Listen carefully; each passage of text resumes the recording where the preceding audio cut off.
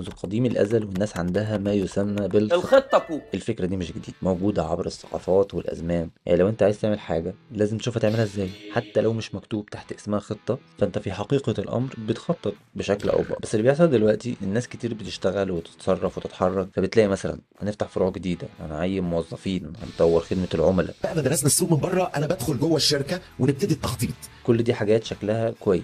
ممكن حد يقول لك ان دي الاستراتيجيه بتاعتنا، وغالبا لما بيجي حد يتكلم عن الخطه بتاعته يقول لك طيب احنا الاستراتيجيه بتاعتنا 1 2 3 وهنفتح فروع وهنعمل اعلانات وهنسوي حملات، ولكن في نهايه المطاف التخطيط ببساطه في الاداره الاربع خطوات الشهيره. انا دايما بشوف انا رايح فين، الاوبجيكتيف، وبعدين بشوف انا واقف فين، وبعدين بشوف ازاي اوصل من الحته اللي انا واقف لها للحته اللي بعيده فيما يسمى بالاستراتيجيز. هل دي استراتيجيه حقيقيه؟ وبعدين الناس بداوا يجمعوا بين الاثنين وقالوا عليها تخطيط استراتيجي، بس للاسف الاثنين مش نفس الحاجه. الاستراتيجيه مش هي التخطيط. الفرق ايه؟ الفرق قد يبدو بسيط ولكنه جوهري في حقيقة الأمر. التخطيط بيقول لك أنت هتعمل إيه؟ يقول لك أنت هتعمل 1 2 3 فروع، حملات إلى آخره، ولكن الاستراتيجية هتقول لك أنت ليه بتعمل ده وإزاي ده هيخليك تكسب. وإحنا هنا بنتكلم مش على حيثية أنت ليه هتعمل ده كجولز، إحنا بنتكلم على حيثية مختلفة تماما. ومجرد إن أنت جمعت الكلمتين وحطيت الاستراتيجية جنب التخطيط وقلت تخطيط استراتيجي، ده مش هيخليها تخطيط استراتيجي. وللأسف معظم اللي تحت هذا المسمى ليس استراتيجية حقيقية، هو مجرد لستة مهام وأنشطة. فهي فيها الكلمة لكن المعنى الحقيقي لا، مش موجود. وفي نهاية المطاف هي كلها حاجات شكلها حلو، بس النتيجة مش هتفرح الشركة. ليه؟ لأنه مفيش استراتيجية. طيب تعال نقول يعني ايه استراتيجية فعلا. الاستراتيجية دي هي عبارة عن مجموعة اختيارات متكاملة بتحدد لك مكان اللعب او الحيز اللي هتشتغل فيه وتخليك تكسب فيه فعلا. بمعنى تاني، انا عندي نظرية في حاجة ببني عليها فكرة معينة. يعني مثلا الاستراتيجية بتقول ليه هنلعب على الملعب ده مش على الملعب التاني، ليه هنكسب هنا، ليه مش هنكسب هنا، طب ازاي هنكسب هنا، وازاي نخدم العملاء دول في الملعب ده احسن من اي حد تاني. النظرية دي لازم تكون مترابطة ومتناسقة وتكون قابلة للتطبيق على ارض الواقع، وتكون فعلا تقدر تتحول لافعال واضحة كل واحد يقدر يعملها عشان تتحول الى ايه، الى خطة. لكن التخطيط مش اصلا لازم يكون مترابط، ممكن يبقى على حسب الاقسام، ممكن على حسب اللي بيخدم الاستراتيجية. فمثلا في استراتيجية ما قسم التصنيع عايز مصنع جديد، التسويق هيعمل له براند جديد، الموارد البشريه عايزين موظفين اكتر. زي ما انت شايف كل حاجه في الخطه دي مش متوجهه في طريق واحد او كلها مش مترابطه بشكل كبير، ولكن اللي جمعها ان في استراتيجي معينه بتحرك الحاجات دي كلها مع بعضها. والنتيجه ان هو مفيش منطق جماعي بيوصل لهدف واحد، هو كل واحد عنده هدف. والحقيقه انه الميتنج ده اتحول من تعالوا نكسب تعالوا نعمل حاجات.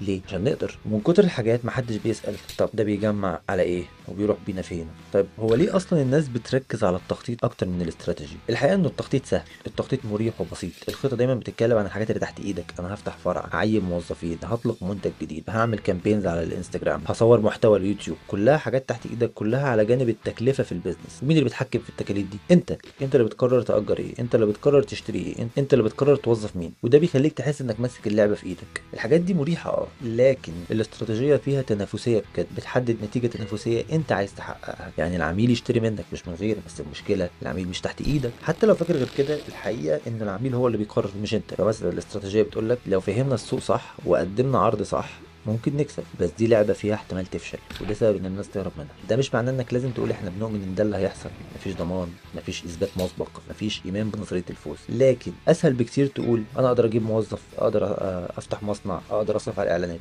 لان ده بيعتمد عليك انت. لكن انك تراهن ان العميل هيفضلك، لا، ده بيعتمد على فهمك انت للسوق وثقتك في شغلك. كمان اصعب بكتير انك تقول انا هخلي العملاء يحبوا المنتج بتاعي اكتر ما بيحبوا المنافسين. المثير للسخريه ان وانت بتخطط في منافس تاني بيعمل استراتيجي. خلينا نشوف مثال عشان نفهم الكونسبت اكتر. والمثال ده نقلا عن هارفارد بيزنس ريفيو. في وقت من الاوقات كانت شركات الطيران مشغوله في تخطيط خطوط الطيران، ان هي تطلع خط من تكساس توديه مش عارف فين، من يو اس اي للامارات وات ايفر. كان في شركه تانية اسمها ساوث ويست. ساوث ويست دي في الاول كانت شبه غير مؤثره، كانت صغيره، بس كان عندهم ميزه، كان عندهم هدف ان هم عارفين عايزين يعملوا ايه. كانوا عايزين يبقوا بديل للاتوبيس، للجري هاوند، عايزين يبقوا وسيله اسرع، عايزين يبقوا وسيله اسهل، وعايزين سعرها مش اغلى بكتير. وقالوا ان الناس كلها بتطير بنظام معين اللي هو نظام الهاب اند سبوك. The way the hub and spoke works, you have Denver as a hub, and then you'll have flights from, let's say, Lubbock, Albuquerque, Jackson Hole, and Las Vegas.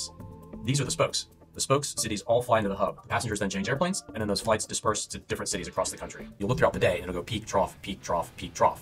And that drives cost because you have a lot of activity and you have no activity, meaning a better product, better experience, and hoping people will pay more for that product. قال لك لا، احنا هنطير من نقطة لنقطة تانية. You would fly from San Antonio to Amarillo. In Amarillo, that aircraft might turn and go to Kansas City, and from Kansas City, it might go to St. Louis, and then down to Jacksonville. وبناء عليه قرروا ان هم هيستخدموا نوع واحد من الطيارات. They only have to have one crew and one maintenance team providing service to the exact same aircraft.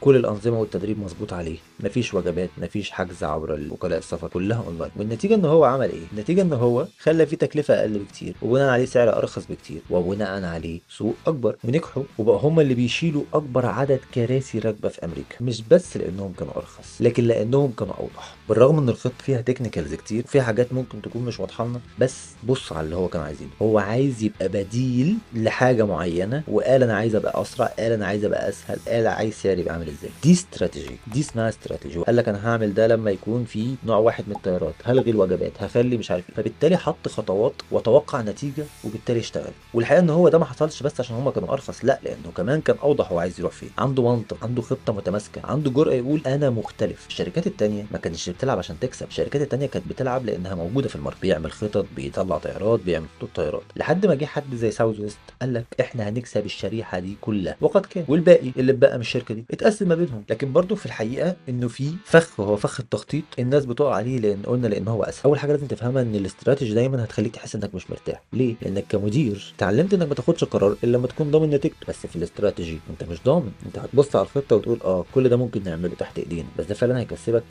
غالبا لا. في الاستراتيجي مثلا لو نظريتك صح والسوق استجاب بالشكل اللي انت متوقعه، هتكون في موضوع ممتاز. بس لازم تقبل انك مش تعرف كل حاجه مقدما، وده مش ضعف، ده مش اداره سيئه، ده الفرق بين انك انت مدير وقائد. لو انت اقتنعت بكل اللي فات وفكرت انك دلوقتي لازم تعمل استراتيجيه واضحه، اسال نفسك شويه الاسئله دول. ايه لازم يكون صح؟ انا لازم اكون عارف ايه عن نفسي، لازم اكون عارف ايه عن السوق، لازم اكون عارف ايه عن المنافس، ايه اللي العميل عايزه. ليه؟ عشان لما السوق يتغير واي حاجه من الاربعه دول يتغيروا تقدر تعدل استراتيجيتك بسهوله. الاستراتيجيه في نهايه المطاف هي مش حاجه ثابته، هي رحله بتتحسن كل ما تمشي فيها اكتر. وبما ان هي في الاول مش تبقى واضحه، فحاول دايما تبقى في الاول الموضوع مش معقد، حاول تخلي الاستراتيجيه بتاعتك كلها في ورقه واحده، ولو ماشي صح تقدر تشرح استراتيجيتك دي في دقيقه. زي ما كنا بنتكلم على المثال اللي اتكلمنا فيه بتاع ساوث ويست. الاستراتيجي ايه؟ عايز اكون بديل لحاجه معينه بطريقه اسهل واسرع وسعرها مش اغلى. استراتيجيه واضحه اقدر اقولها لك بسهوله. ومحتاج كمان تعرف ايه انا هلعب فين، ازاي هكسب، ايه قدراتنا، ايه الانظمه اللي هتدعمنا، وليه الخطه دي هتنجح. وضح المنطق بتاعك، ابدا تابع وعدل وانت ماشي. صحيح ان هو انت فعلا ممكن تكون قلقان، وده فعلا مقلق اكتر، بس انت لو دخلت في تخطيط انت بتضمن خساره، لانك انت مش عارف انت رايح فين. اما لو بدات الاستراتيجي انت بتدي نفسك فرصه احسن انك تكسب، لان في الاخر السوق مش بيرحم حد،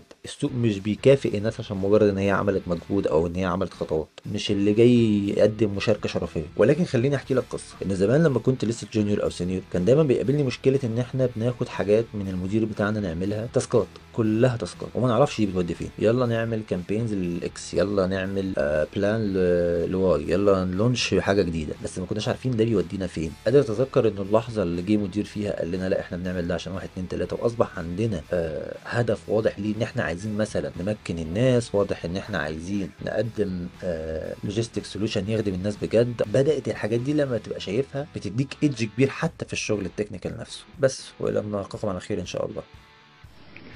وإلى هنا سيداتي سادتي تنتهي سهرتنا لهذه الليلة. نتمنى لكم جميعا نوما هانئا وتصبحون على خير. هي برضه الشهيره والمعروفه 5 ام، بس حضرتك زودت عليها التايم بالمينتس دي. بالظبط، هم 6 امز. وبعد كده حضرتك دي بصمات شخصيه برضه. لا دي مش بصمات شخصيه، لا دي هم كانوا فعلا 5 امز وزودوا عليهم الميثودولوجي تقريبا في 2016. انا ايه؟ انت ما عندكش خلفيه ولا ايه؟ ايه الخلفيه دي؟